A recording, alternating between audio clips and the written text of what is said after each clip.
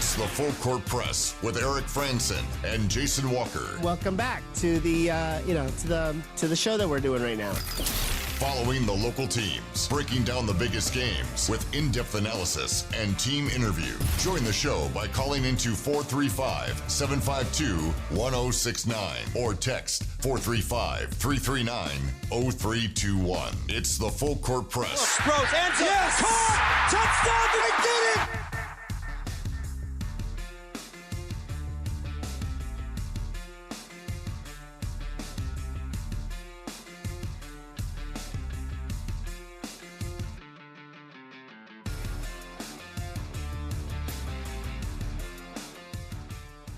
Hello, everyone, and welcome on into the Full Court Press, and Happy New Year! I didn't wish y'all a Happy New Year. I haven't seen you or haven't, I guess, heard from you guys. I can't really see anyone on radio. But glad to be back on the show for the new year. New year, new me, I guess. I don't really set New Year's resolutions, although I did restart the kind of dieting and exercising that I had been doing kind of late last year. I was doing in like late summer, early fall. I lost like no exaggeration, 20 pounds. Those of you who see me know me, I'm rather overweight. And I have a lot of weight that I need to lose. I was successful at that for a point in last season. I kept the weight off. I lost 20 pounds, kind of went away from the diet, stopped losing weight, but maintained the weight. So I was positive. But kind of restarted that. It's mostly cutting calories and exercising, mostly the cutting calories. I've actually been exercising sort of. I was supposed to go up and play pickup basketball this morning, and I didn't because I slept through my alarm. So I owe an apology to all those that they ended up having to play 3-on-3 instead of 4-on-4. There were supposed to be 8 of us. There's only 7. So 3-on-3 with an odd man out. So that was my bad. So exercising didn't get off to a good start for the new year. But I don't know if you have any New Year's resolutions. If you want to put in some New Year's resolutions on behalf of the Aggies, you can go ahead and do that. They didn't do a whole lot wrong this last year. Did all right in football, fantastic in soccer and volleyball. They have some things to now catch up on with volleyball and some things to build on in football, but who knows? We all have resolutions. We all have things we can get better on. So if you have any fun resolutions or any that you think the Aggies could certainly benefit from, feel free to text those in on this New Year's day after, since we weren't on for New Year's. Feel free to text those into the Young Power Sports of Logan text line, 435-339-0321. But let's jump into college football. For one, it's portal season, y'all. I've had my transfer portal tracker up for, couple weeks now, I think. Let's see, when did it go live? December 18th. So however long that is, that's when I put it out, because that's when some of the first players were beginning to, announce they were transferring. So right now I have 11 players having publicly announced on social media, or at least Twitter.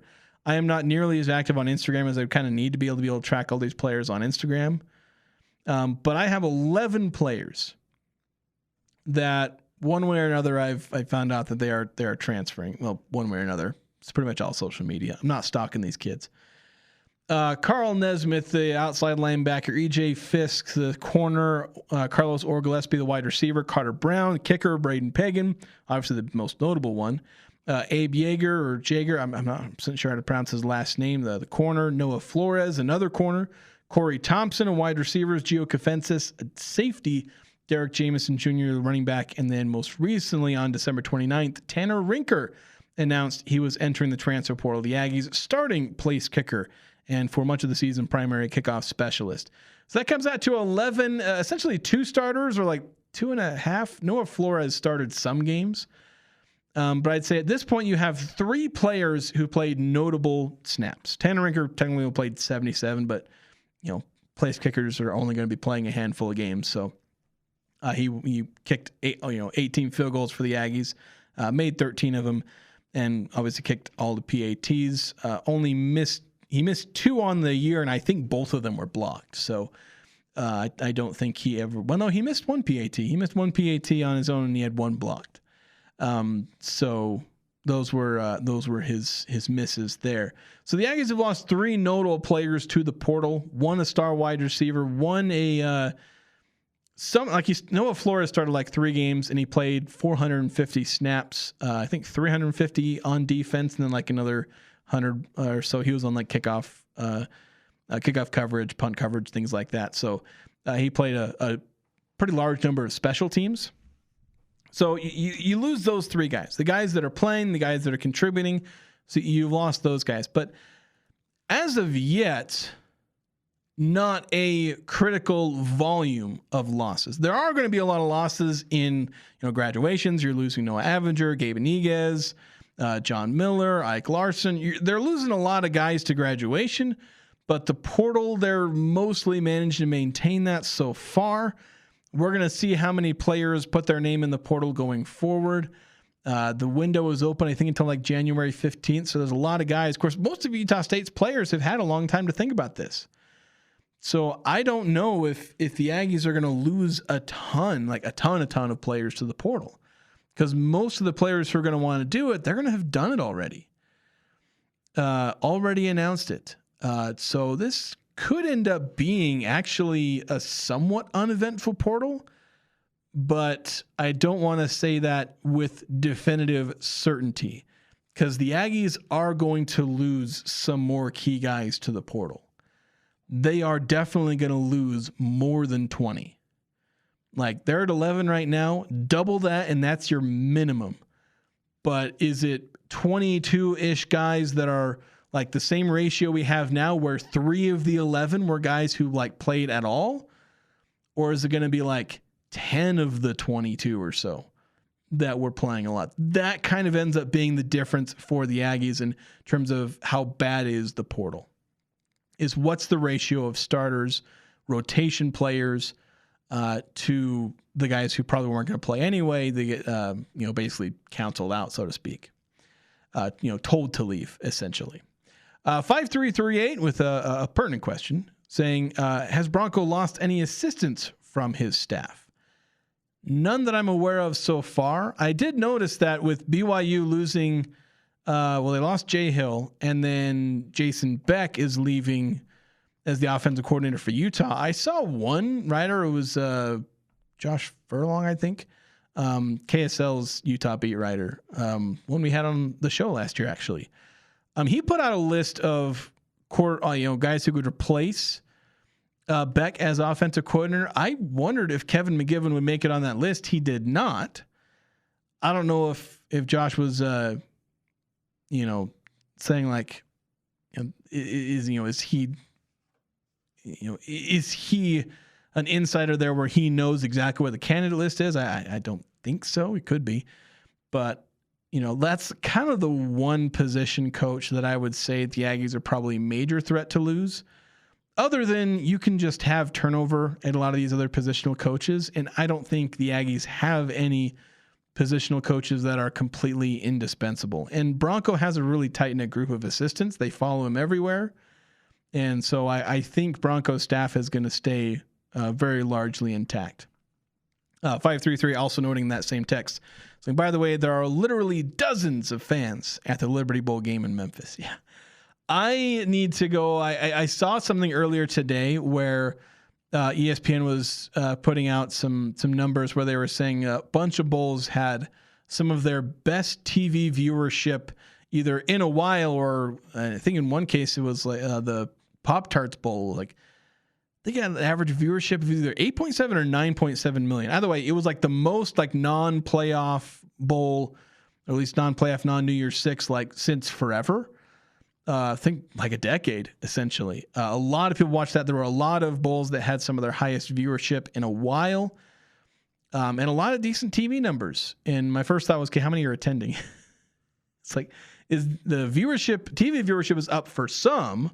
And I want to see TV viewership for all. And then the attendance. I want to see where attendance is at for some of these bowls, because it's not that high, I don't think.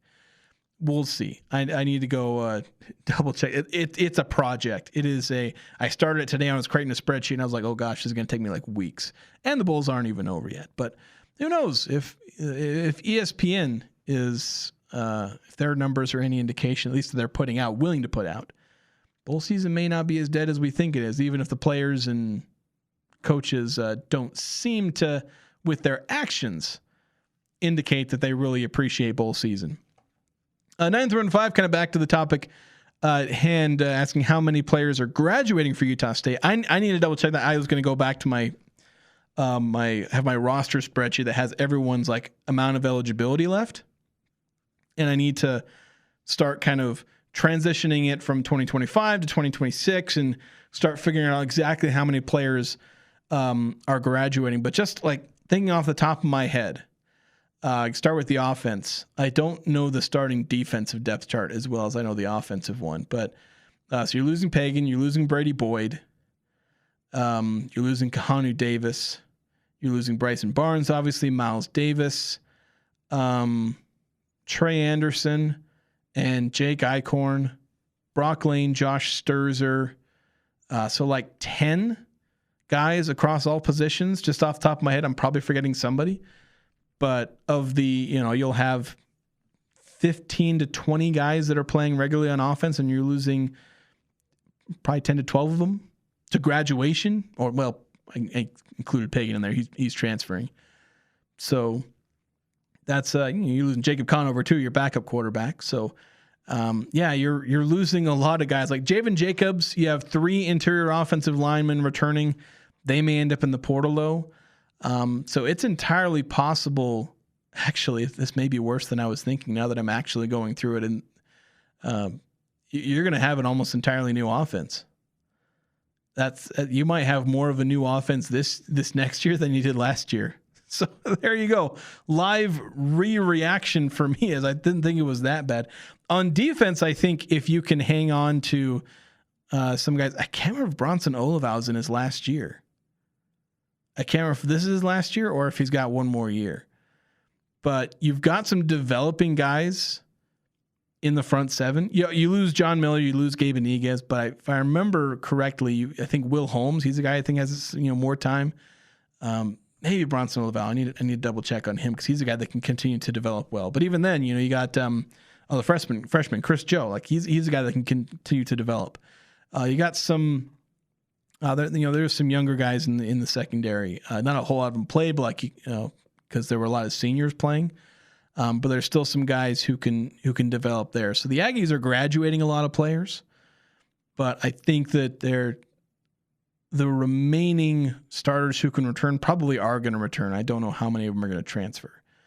So the Aggies should be able to survive the portal without losing more critical players than they already have. 6391 saying, I saw Miles Davis declared for the draft. Was he a senior or did he have more eligibility? He had no more eligibility. This was his last year. So I think the big one to keep an eye on for the transfer portal is Javen Jacobs. Does he leave? He is set to inherit that RB1 spot. You've also got Noah White there, who I think that could become your new 1-2 punch in the running back room, where I think both Jacobs and Miles Davis had a lot of untapped potential. I think poor run blocking really hurt them this year, where they could have done so much more. But there were some struggles with run blocking. They also got put in pass blocking situations way too often, which neither of them were great pass blockers. But I mean, most running backs, it's chip the guy who's coming, chop block him if they're running straight at you. 5'8" Javen Jacobs isn't going to stand up to 6'4", 250-pound defensive end. That's just, there's some physics involved there that just aren't working in favor of Jacobs. So he's not going to be a fantastic, pass protector, but like him and Miles Davis were put in situations where like they had to be that good if Bryson Barnes was going to not get his head taken off. So I think the running back room got limited by the offensive line a lot this season. And I think Javen Jacobs, if he sticks around and is willing to stick around and go another year, where he could end up being a feature back. I don't know if the Aggies are probably going to bring in some more veteran guys. where they're losing Miles Davis, they're losing Derek Jameson, who was an up-and-coming guy. But I think that the Jacobs, where I thought he was going to be a star this year. He ended up being kind of a solid secondary back. I think he can end up making an even bigger jump this next year. But it depends if he's willing to stick around. I think he will, but there's a lot that can happen in the next 10 or so days. I can't remember if the portal's open for 10 days or 15 days. But there are a lot of guys to keep an eye on. I think what few returners they have, on offense especially, they need to try and hang on to, if for no other purpose than for depth. I think there's a lot of guys that can be really good for depth and for development. You don't want to keep, and that's where like sometimes you lose guys that weren't playing. You say, oh, he only played like 30 snaps this year. Well, what if he was developing? I brought up Wyatt Bowles the other day. This is a guy who didn't start for 5 years. Sixth season, finally starts. I think in year 5 he was playing reserve minutes or reserve snaps, but like finally gets a chance to be a full season starter. He ends up going and getting a shot at the NFL. Make practice squads. Guy, did his time and developed. And so there are a lot of these guys who are like back-end depth chart guys, but even then, losing them isn't necessarily great because these are guys that you're trying to keep around for 2, 3, 4 years and develop them. Players get better year after next. That's with the offensive line. You got 3 returning offensive linemen potentially. And I don't want them to be run off because like they can get better. Junior Sia, you don't want him to transfer even if he had a down year. You want him to stick around and get better. Develop, improve, put on, shed some unhealthy weight, put on some healthy weight, and just get better, stronger, a little bit quicker. These are, you don't have to transfer down to get better and then wait, transfer back up somewhere. So not always thrilled even if backups transfer, just because that's lost development. But players are just really quick to, well, it didn't work this year, so I'm going somewhere else for next year. Because that's just how the cookie crumbles, so to speak, with how development goes in this era with college football, college basketball too. If it's not working out, if I have to redshirt, if I have to sit for a year or two, well, nah. Might sit 1 year, but I'm not sitting another one. Because development's not a thing anymore, I guess. We got to take a break. That's about all I have to say about that. We're going down the point where I'm starting to ramble too much. I want to talk about bowl season, playoffs. There was a trend that I had seen people point out, and I dug into it a little bit more with the SEC. Just some fun little anti-SEC propaganda. We were always willing to throw down on some Power 4 conferences here in the land of the mid-majors. So that, among other things, with bowl season is coming up next here on the Full Court Press.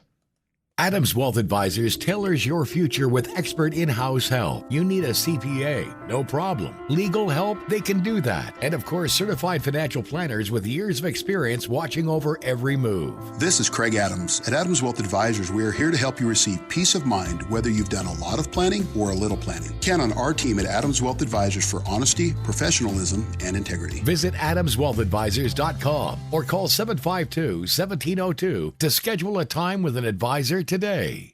It's ski season, Cache Valley. This is Mark at The Sportsman, where we mount bindings. If you need bindings mounted to your skis or snowboards, in most cases, we can do it in 48 hours or less. That's right, 48 hours or less. At The Sportsman, we can also tune, sharpen, wax, and repair your skis or board so they are ready for the season. Usually, we can get those done in 48 hours as well. For 73 years, we have been taking care of skis and boards only at The Sportsman on Main Street in downtown Logan with tons of parking in the back.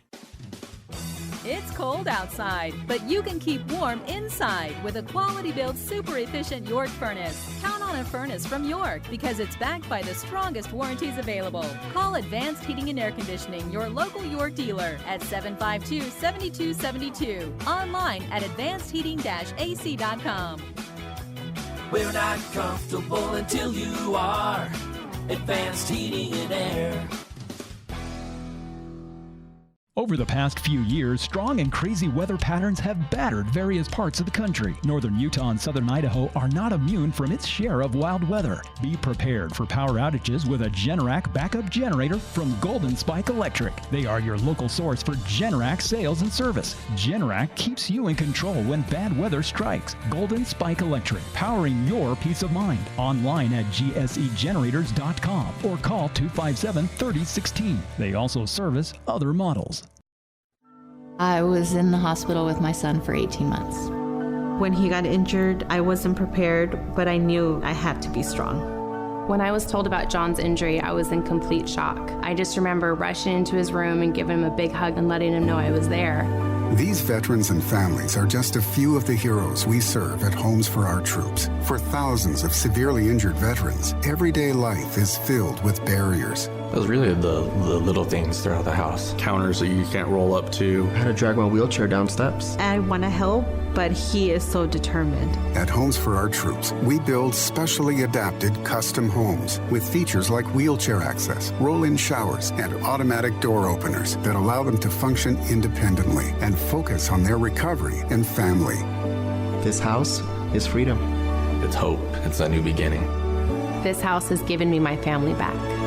To learn more, visit hfotusa.org. They never could play it, but they sure can talk about it. Eric Franson and Jason Walker on the Full Court Press.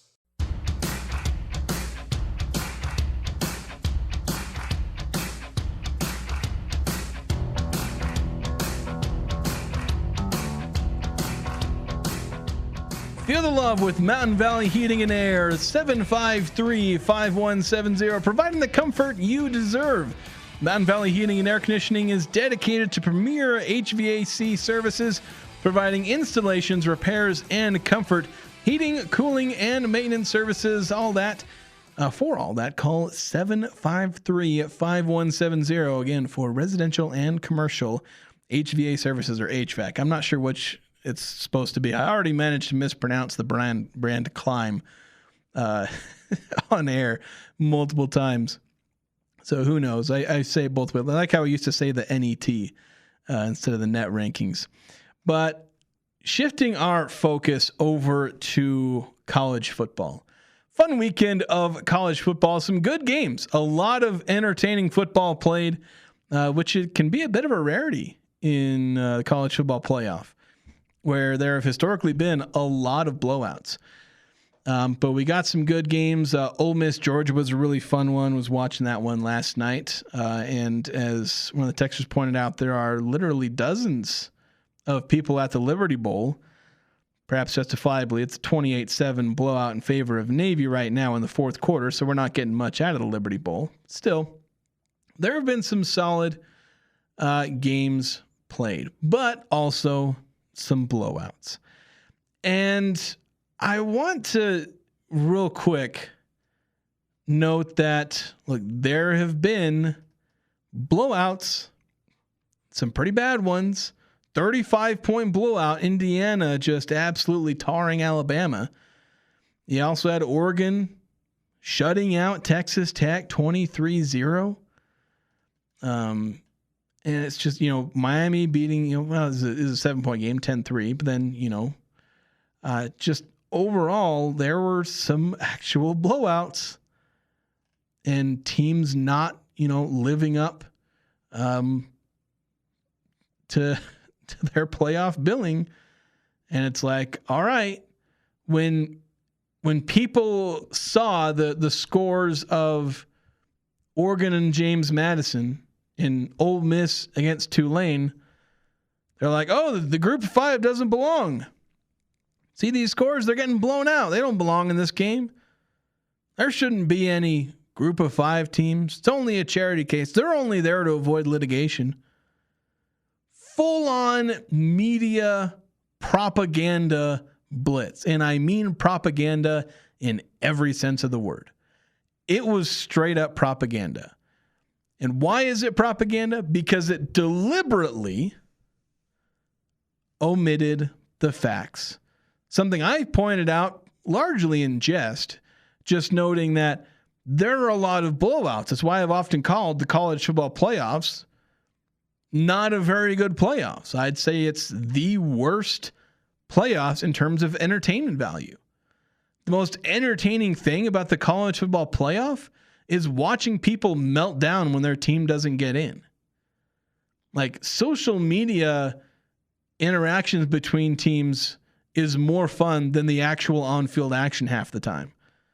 Except in the rare cases where you get it's not super rare, but like once one out of the, 10 playoff games you'll get in a season will be entertaining. Miami, Ohio State was entertaining. Ole Miss, Georgia was entertaining. And that felt like a higher than normal amount of quality football played, in the playoff. The games are often blowouts. And so people omitted either by ignorance or just blatantly ignoring how power conference teams have been blown out by 40 plus points. Like Boise State, their loss to Penn State last year was middle of the pack in terms of margin of defeat. James Madison, middle of the pack in terms of margin of defeat. Tulane, it's a little on the higher side. 31 points is on the higher side for margin of defeat. That was not a good appearance from Tulane, but it was against a team that's now in the semifinal. So, justifiably so. Getting blown out by a good team.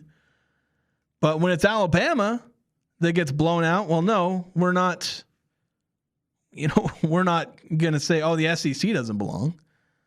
No, some team got blown out. A team that was better won by a margin that reflected how much better they were, at least on that day.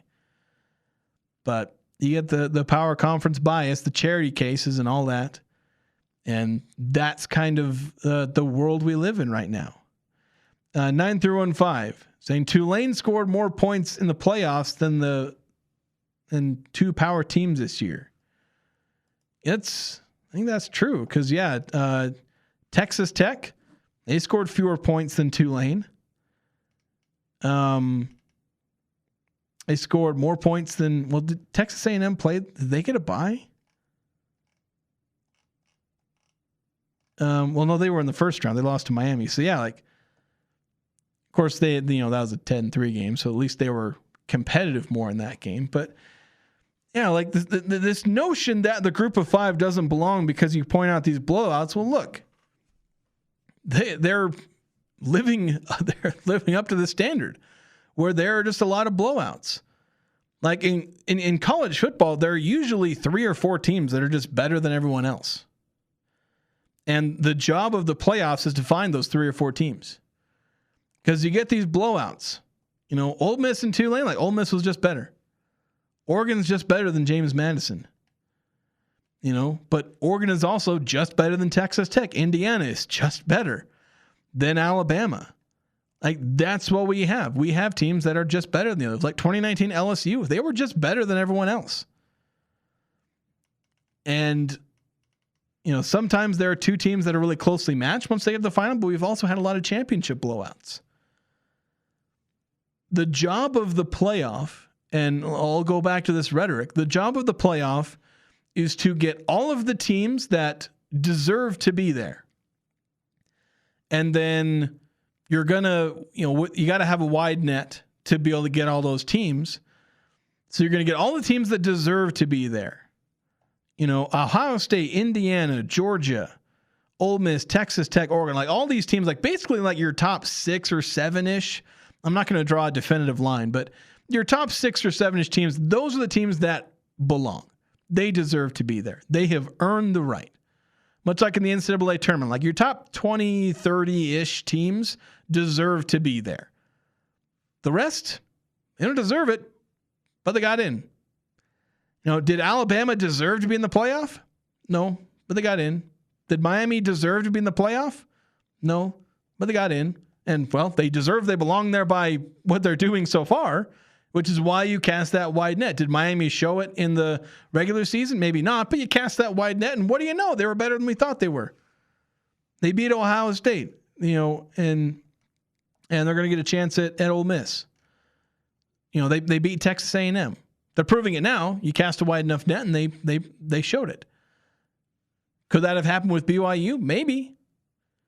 But BYU didn't deserve to be in the playoff just as much as Notre Dame, Miami, Alabama, like these teams that like were on the back end of the rankings. They didn't deserve to be in. It's just the teams that got in happened to get in. And once they get in, Alabama, they won their first round game. So they showed that they sort of belong there by their performance on the field. We cast a wide enough net and we see who's able to kind of prove that they belong there. And, if we were all knowing and could know exactly which teams would perform in the best in the playoffs, we'd have a lot better time selecting teams for the playoff. But we do the best that we can. I mean, not we. I'm not selecting them. I'm not in the playoff committee. But I think that the playoff is working well enough, and deliberately excluding teams because of bias, essentially, a bias against the group of five, you can't be doing that. You cannot just be unilaterally excluding them. Unless you just want to say, all right, we're going to rank the top 12 teams, and those are the teams. Get rid of, conference championships and auto bids for that. But for me, I think real quick, let's go to the Young Power Sports of Logan text. I want to clear the deck here before I get into this next point. 9-3-1-5 saying it was Bama, so it was more than two teams. I was saying, Tulane scoring more points. Well, Bama scored points in their first game, so it was at least two teams that Tulane scored more points than. 6391. Well, this is something I saw from last night. But 6391 noting the Mammoth scored more points than Alabama and Texas Tech combined yesterday. The Mammoth scored 7 goals. They scored more points than Alabama and Texas Tech doubled did, because Alabama scored 3 points. Double that, you get 6. Tech scored nothing. So it's like you could double Alabama and Texas Tech's combined score, and they'd still have scored more. Mammoth had 1 touchdown. Alabama and Texas Tech had a field goal combined. But I'll say this: the thought that occurred to me, like that, because we have this problem with, and you heard actually Coach Calhoun at the top of the show talk about this, the gap between the end of the regular season and even conference championship weekend and some of these teams playing their first game. Some of these teams were playing for the first time in dang near a month. And they're just not ready, like physically. How do you keep a team, how do you have a team keep their momentum, keep in playing shape, keep warm, so to speak? They get cold, they get rusty. They've not really hit anybody in like a month. They're just doing, hitting practice dummies and practicing in shells, or heck, just in their helmets and shorts and in t-shirts. It's like, how do you keep a team at full readiness? You can't. And so really, one of the things that needs to be adjusted with the playoffs, Bronco Mendenhall's talked about how they need to move up the season. And honestly, my thought was, and especially if you're wanting to maintain the sanctity of, conferences, because you talk about getting rid of conference championship games. Well, if you get rid of conference championship games, well, then who's the conference champion? You have these 20-team conferences. They're not playing each other. They're not playing all the other teams in their conference. How do you declare a conference champion when it's entirely possible that the top 3 or 4 teams won't have played all of each other? They may have played 1 or 2 of the other teams in the top 4. How do you determine a tiebreaker? So my thought is, as far as fixing the playoff, it comes down to, 1, just split basically every one of the power conferences in half. Take the P4 and make it the P8. Ideally we there are all these things about turning the, essentially we got the G6 and the P4.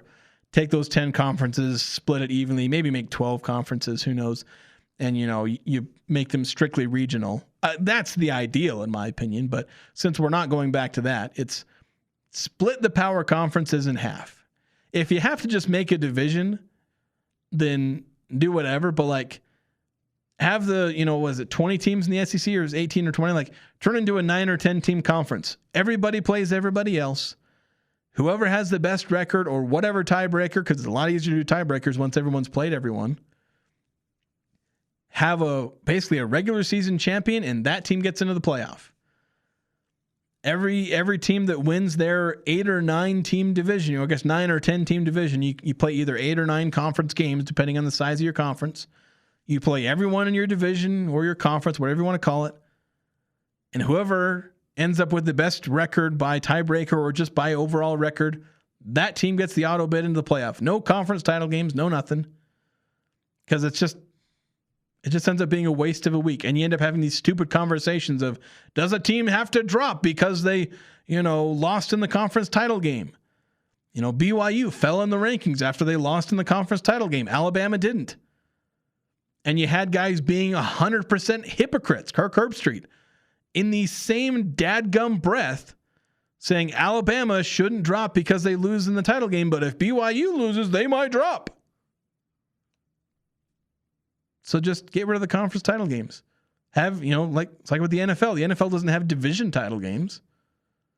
They play each other twice. Whoever has the best record, tiebreakers if necessary, they get in. They get into the playoffs based on division winners. Carolina Panthers might get into the. It's entirely possible the NFC South delivers to the NFL playoffs an 8-9 team. But you know what? It's worked fine for the NFL. If you deserve to be in the playoffs in the NFL, you'll be there. Goes back to my narrative there. So for me, like, as far as the calendar, that's my fix. Nobody listens to me though.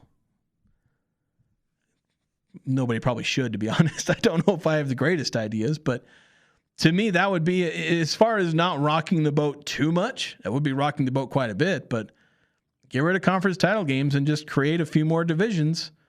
So if you cut all the Power 4 conferences in half, you get a Power 8, 8 auto bids, 4 at large. Just go from there. If you deserve to be in, you'll get in.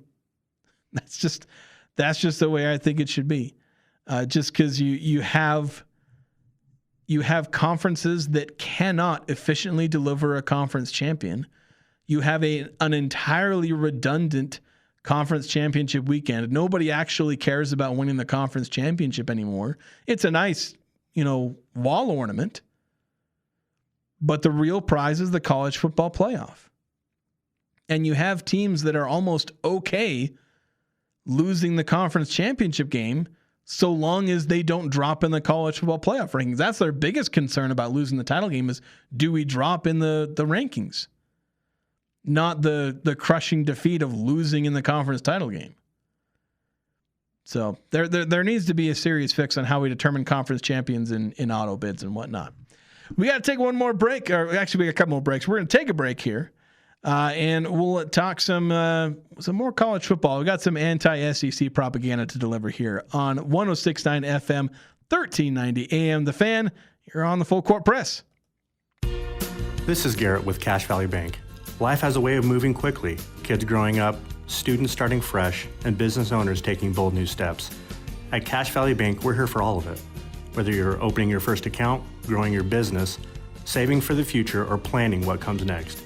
We're proud to be your trusted financial partner right here at home. Cache Valley Bank. Real relationships, real solutions for every stage of life. Member FDIC.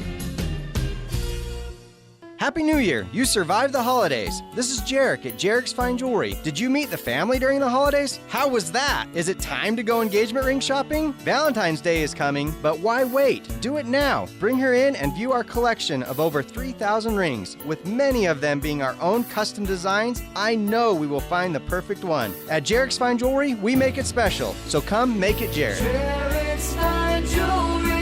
Make it special. Make it Jarek's.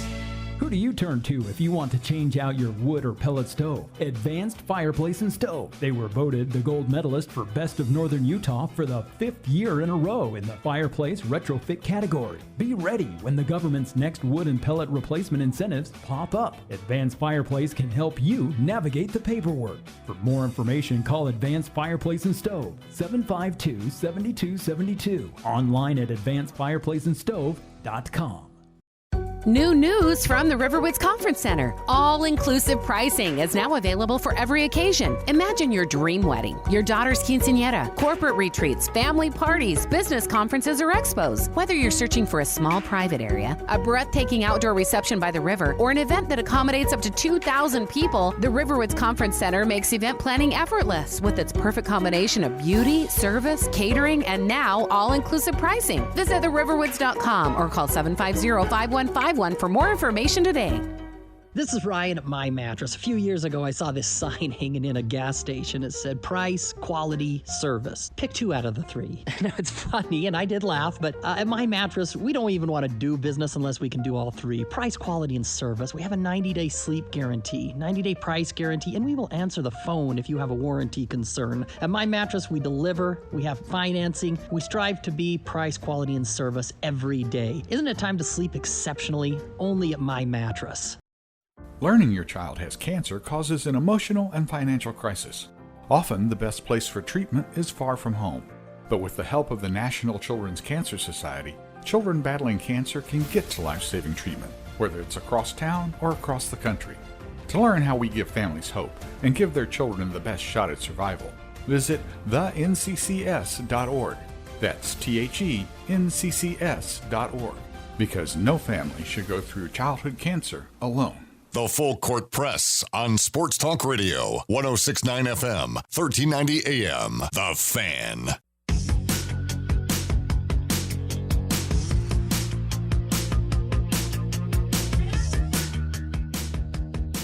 Right now, Young Power Sports of Logan has a massive selection of snowmobiles, and every sled is on sale. Mountain Trail crossover, new and non-current inventory. It's priced to move. Young Power Sports of Logan will not be beat on price, guaranteed. If you're looking at Polaris or Ski-Doo, stop shopping around. The best deals in the region are right here, period. Young Power Sports of Logan. Get out and ride. Going to the Young Power Sports of Logan text line, as they sponsor our text line, 435-339-0321. And 6291 noting, I missed your earlier text. And I did. I managed to miss it entirely. I'll read the first one and then we're going to follow up saying, I personally believe they should shrink the playoffs, but I bet they expand to 16 sooner rather than later. Right out of the 8 games involving a team or a bye, the team. He's doing text to speech there. I think hard to read that. But yeah, essentially and doing voice to text. I know if texts get garbled because of voice to text, don't worry, we'll make it work here on the other end here. But yeah, like it looks like they are going to go to 16 teams. Yeah, as much as I kind of wish they just stay at 12.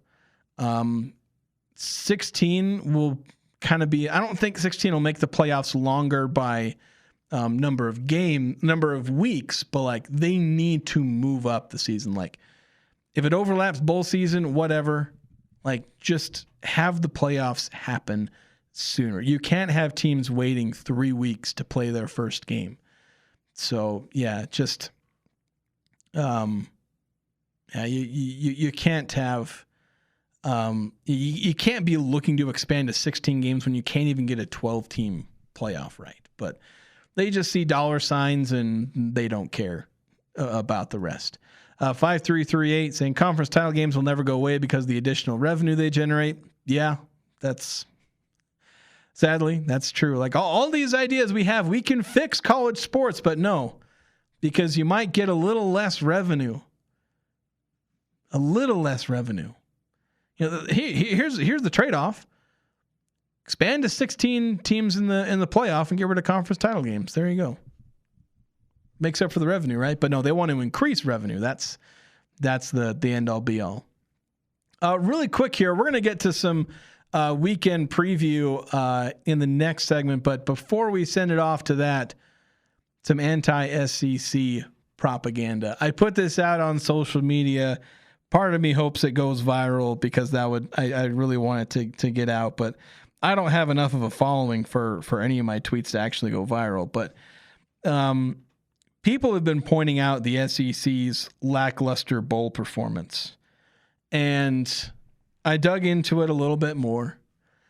And I noted that the SEC against other power conference teams, and also Notre Dame. So against those teams, so long as they had a winning record, so it's P4 teams and Notre Dame with a winning record.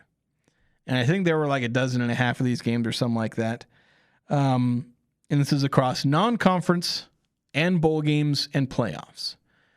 And so in those games, the SEC, when they play competent power conference teams, they're 6-12 as a conference. They average 18 points scored per game. They average 26 points against. So that's an average margin of negative 8.2 points. That's their average. And even their better teams. So I said the SEC's 10-win teams. So that's Georgia, Ole Miss, Texas A&M, Alabama, Oklahoma, Texas, and Vanderbilt. All those teams. Each of those teams won at least 10 games this year.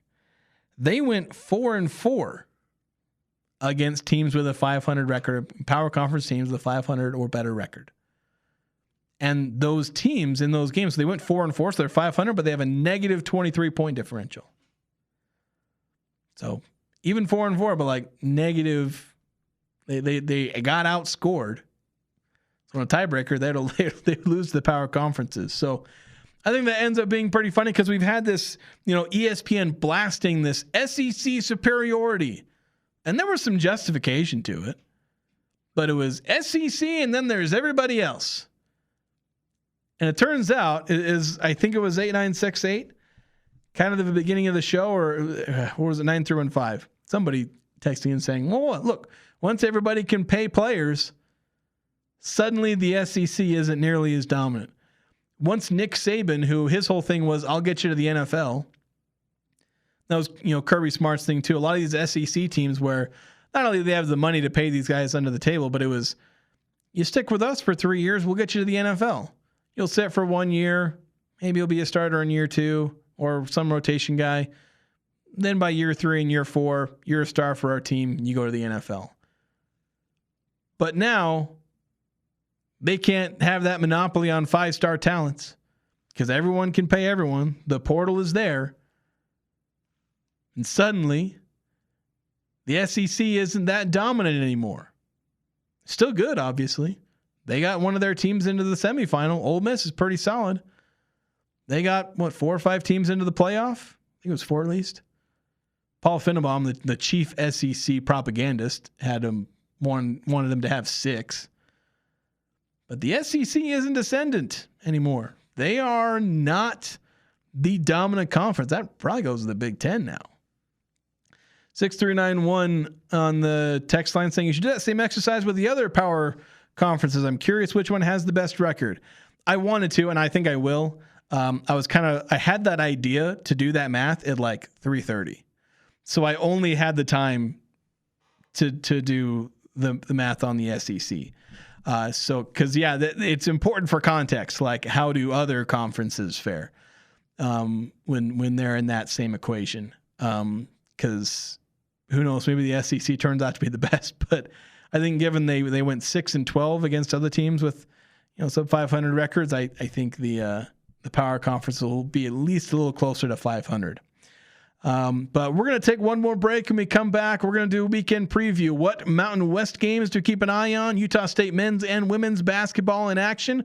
We'll give our last previews on that and then say goodbye for the weekend. But one last segment to cover here on the Full Court Press.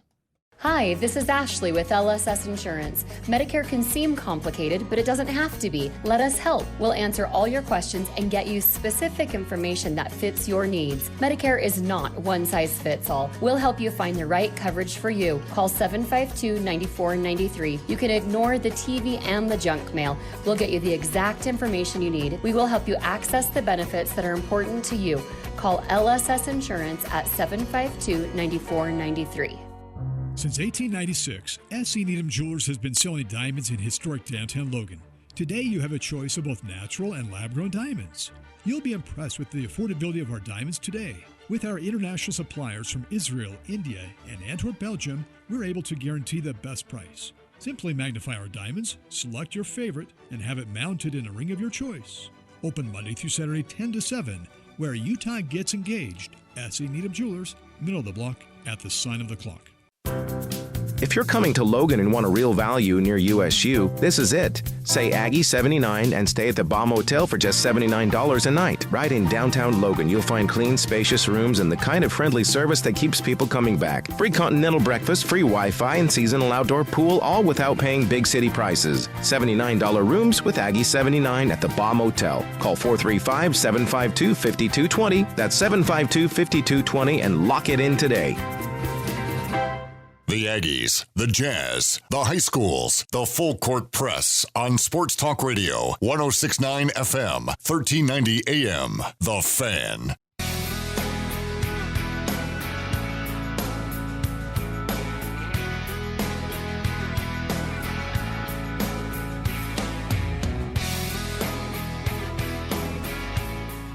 Final segment here on the Full Court Press. Jason Walker with you, taking you into the evening and into the weekend here. At least I hope it's a weekend. I think it's Friday. Yes, it is. Okay, I had to remind myself.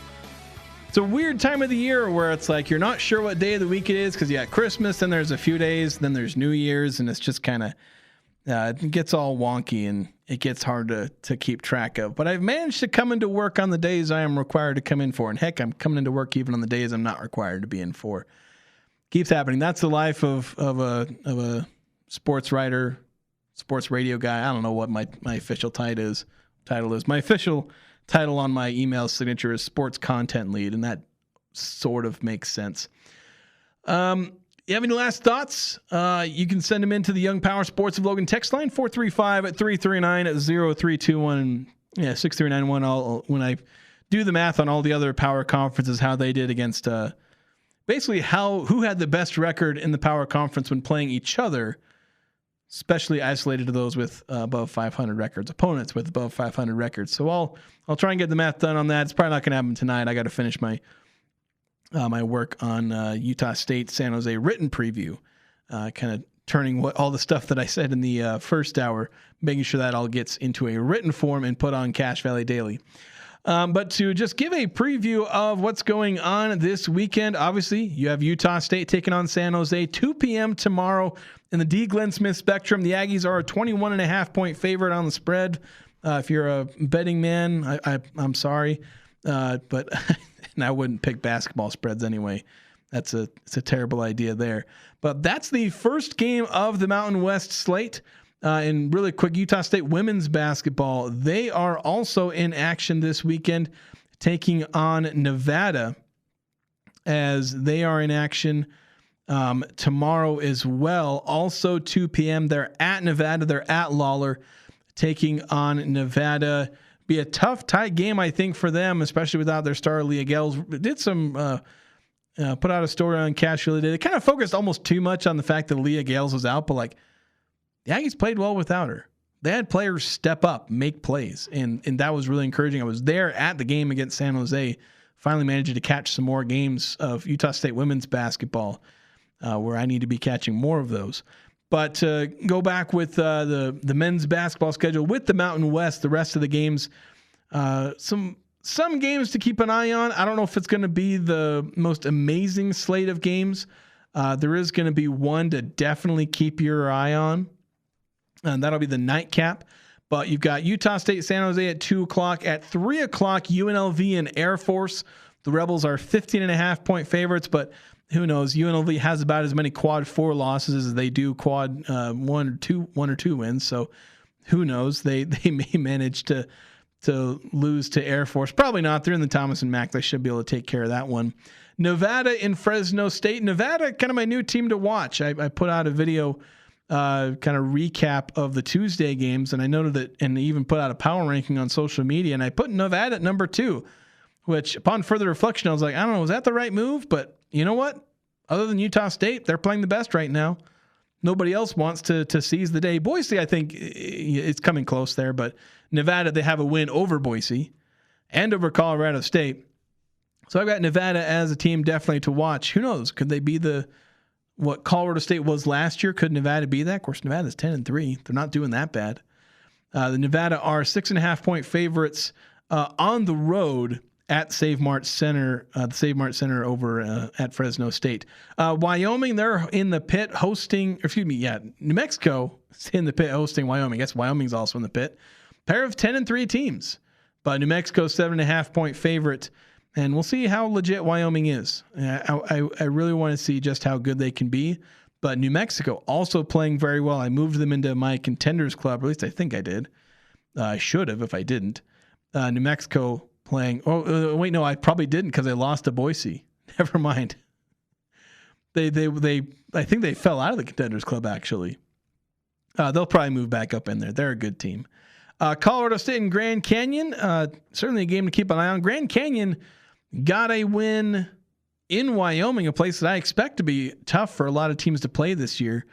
But we'll see if they manage to beat Colorado State or a walking wounded Colorado State. So we'll see if Grand Canyon is able to keep things up. They have a good home venue, and they're 3.5-point favorites over a suddenly struggling Colorado State team who's coming off back-to-back blowout losses, one to Utah State, one to Nevada. But, of course, the most important game, or at least I shouldn't say the most important game, but kind of the headliner for the weekend, Boise State at Viejas taking on San Diego State. 8-4 San Diego State, who's like trying to show that they're still San Diego State, that they're still the Aztecs that we know them to be. Boise coming off that win over New Mexico, building a bit of momentum there, but they're going to be on the road for this one as they hosted New Mexico last time out. We'll see if the Broncos, they have, by some metrics, the best defense in the conference, where San Diego State's used to holding that position. But Boise right now with potentially the best defense, although a bit of a shaky offense. San Diego State, slightly shaky defense. I don't want to say shaky defense because they're actually good on defense, but like an offense that is better than normal, though with some gaps with players who are prone to not shooting high percentages.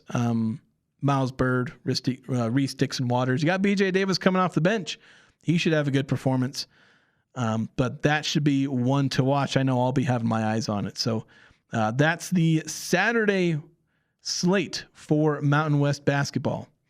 6391 texting and saying my 1-year-old son is part of the baby race of the game tomorrow. Everybody cheer for Calvin. We'll have to do that. You have to wave at me too. See if you can catch my eye. I'm usually looking down during the baby race, but yeah, give a wave or say hi, Jason. See if I don't even know if you know what I look like. I'm the fat guy on the sideline. That's me. So, and I'll be wearing a polo, pretty much guaranteed. And then 9315 saying, is the band going to be there? If not, Aggies by a million in Reno. Yeah, if the band is going to be there for the Utah State women's basketball game. Otherwise, the Lady Aggies will manage to get a win in Reno. I know they're going to be, I think, selling tickets. I think they have sold tickets for the student section for this game against San Jose, as winter break will be ending this weekend. So some of the herd may be back, but not all of them will be back. A lot of them will probably be coming back on that Saturday and may not be in a position to go to a game as they, transition to moving and all that. But it should be a good environment. A lot of the community has come out regardless of whether or not the herd is there. And then once the herd is combined during conference play, it's going to be a heck of an environment that we'll see throughout the season. That's going to do it for us today. Happy New Year once again, and have a good week, man. For myself, we'll talk to you guys next week. The home for Skyview Sports. Sports Talk Radio, KLGN Logan, 106.9 FM, 1390 AM. The Fan.